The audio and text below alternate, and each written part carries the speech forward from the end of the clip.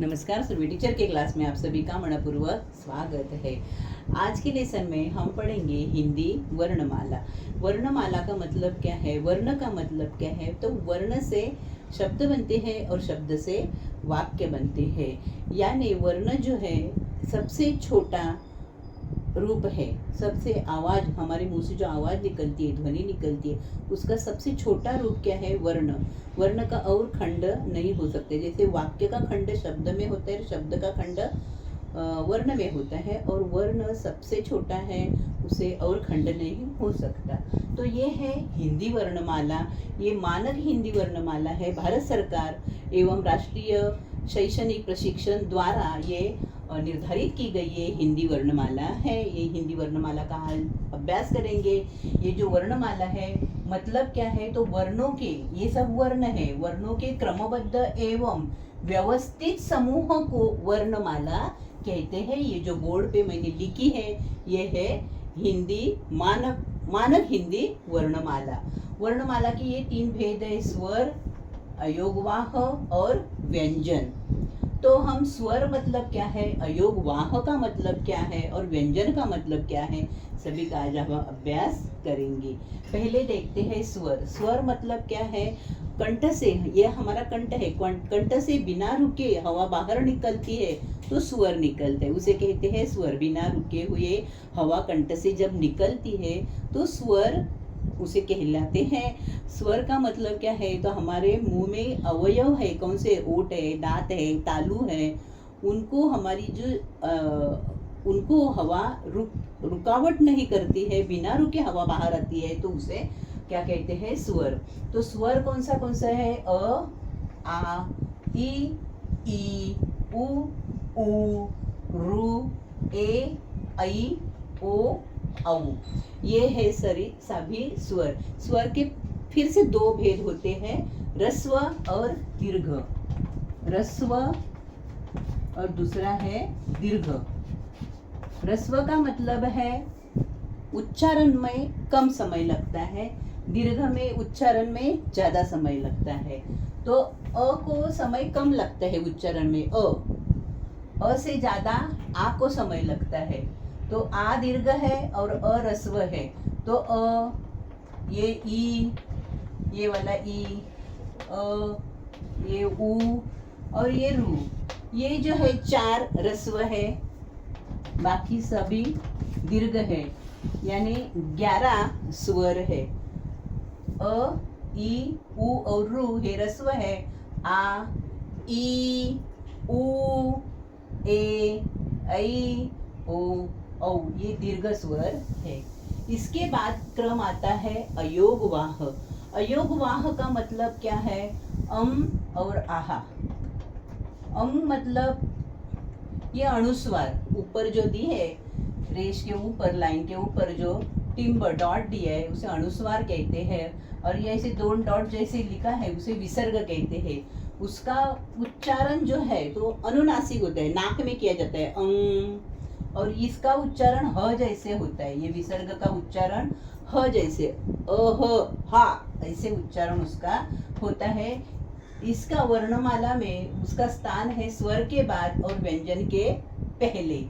ये स्वर से, ये स्वर से उनकी योग होता है, इसीलिए उन्हें अयोगवाह, अ से अहा, इसलिए उन्हें अयोगवाह कहते हैं।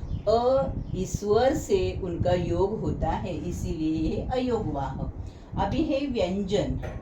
व्यंजन, कौन सा भी व्यंजन स्वर के बिना हम उच्चारण नहीं करते हैं। अभी इस भी है जो व्यंजन मैंने बोर्ड पे लिखे हैं उनका उच्चारण मैं करके दिखाती हूँ।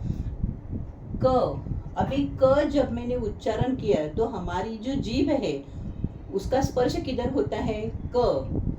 ख, उधर ऊपर तालू है, इसे तालू कहते हैं। तालू के ऊपर हम जीभ लगाते हैं, क, ख, ग, घ, और इसका उच्चारण जो है वो नाक में होता है, उसे अनुनासिक कहते हैं।